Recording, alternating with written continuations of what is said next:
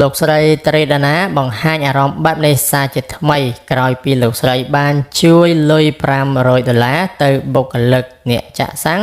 ទាកន្ទុយ$1000រៀលធ្វើឲ្យផ្ទុះកក្រើកពេញបណ្ដាញសង្គមបាទប្រិមិត្តទាំងអស់គ្នាដោយតែប្រិមិត្តភាគច្រើនបានដឹងហើយរឿងរ៉ាវរវាងអ្នកចូលចាក់សាំងហើយនិងបុគ្គលិកអ្នកចាក់សាំងមិនព្រមព្រៀងគ្នាព្រោះតែរឿងទាកន្ទុយ$1000រៀលបានធ្វើឲ្យផ្ទុះកក្រើកនៅពេញបណ្ដាញសង្គមនៅក្នុងរយៈពេលប្រហែលថ្ងៃចុងក្រោយនេះហើយរឿងនេះផងដែរក៏បានធ្វើឲ្យលោកស្រីត្រីដាណាមានការចាប់អារម្មណ៍ដោយដំបូងឡើយលោកស្រីត្រីដាណាបានបង្ហោះសារថា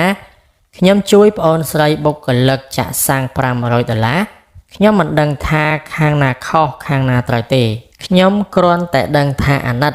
ធម្មតាបើជាការតម្រូវយកកន្ទុយថែមគាត់ជាបុគ្គលិកគេក៏ធ្វើតាមគោលការណ៍ដែរខុសគ្នាត្រឹម$1000រៀលអាចយកយល់គ្នាគួរកុំបង្ហោះវីដេអូអីឬបើប្អូនស្រីបុគ្គលិកគាត់ខុសមានការយល់ច្រឡំអាចប្រាប់ទៅម្ចាស់ការ៉ាសាំងបានបើគាត់បាត់បង់ការងារជីវភាពគ្រួសារគាត់ទៅជាយ៉ាងណាបាទប្រិមត្តទាំងអស់គ្នាតាក់ទងទៅនឹងការជួយជាលុយចំនួន$500ទៅដល់បុគ្គលិកដែលជាអ្នកចាក់សាំងនោះផងដែរគឺបានធ្វើឲ្យមហាជនជាច្រើនសប្បាយរីករាយទៅនឹងការជួយរបស់លោកស្រីត្រីដាណា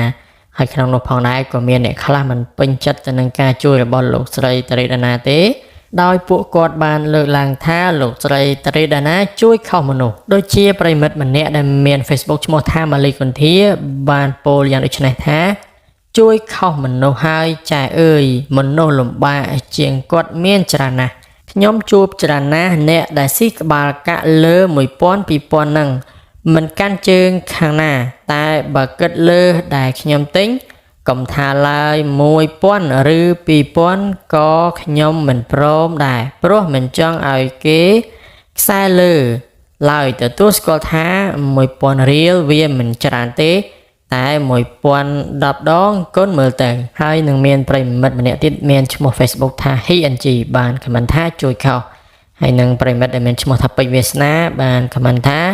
កាន់ជើងមនុស្សខុសបាទប្រិមត្តទាំងអស់គ្នាឃើញថាបន្តមកទៀតលោកស្រីត្រីដាណាក៏បានសរសេរសារបង្ហោះសារជាថ្មីដោយសរសេររៀបរាប់យ៉ាងដូចនេះថា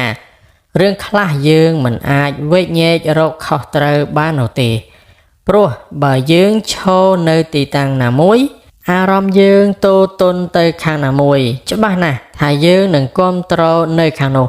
ទោះបីមានហេតុផលច្រើនយ៉ាងណាក៏ដោយតែបើមានហេតុផលមួយត្រូវតាមអារម្មណ៍យើងនឹងយកហេតុផលនោះមកនិយាយដោយមិនខ្វល់ពីហេតុផលផ្សេងឡើយលើโลกនេះគ្មានទេពាក្យថាស្មើគ្នាទោះបីថ្លឹងទម្ងន់ក៏នៅមានចំណុចខុសគ្នាគ្រាន់តែចំណុចនោះវាតូចបំផុតរហូតដល់គ្មានຂណាតអាចវាស់បានបើយើងនៅតែវែកញែកមតិផ្ទុយគ្នានៅតែមានមិនអាចរកចំណុចរួមឃើញឡើយបញ្ហាតូចៗមួយចំនួនមិនគួរគិតទេជាពិសេសរឿងដែលកើតឡើងរួចហើយអ្វីដែលត្រូវគិតគឺរឿងនៅពេលបច្ចុប្បន្ននិងទៅមុខគួរយកបញ្ហាមកធ្វើជាបទពិសោធន៍ដើម្បីជាមេរៀនទៅថ្ងៃមុខបទពិសោធន៍ពីរឿងនេះគឺថ្ងៃក្រោយបុគ្គលិកចាក់សាំងត្រូវច្បាស់លាស់ថាចាក់ជាលុយខ្មែរឬលុយដុល្លារគិតតាមតម្លៃជាក់ស្ដែងសម្រាប់អ្នកចាក់ក៏ត្រូវច្បាស់លាស់ថាចាក់ជាលុយខ្មែរឬលុយដុល្លារបើមិនត្រូវគ្នាគួរហៅបុគ្គលិកផ្សេងឬអ្នកគ្រប់គ្រងផ្សេងមកបញ្ជាក់បើយល់ថាមានការកេងប្រវ័ញ្ចគួរនិយាយរកហេតុផលនៅកន្លែងប្រកាន់ភាពត្រឹមត្រូវរបស់ខ្លួនការថតអ្នកដទៃបង្ហោះជាសាធារណៈដើម្បីឲ្យមានការវែកញែក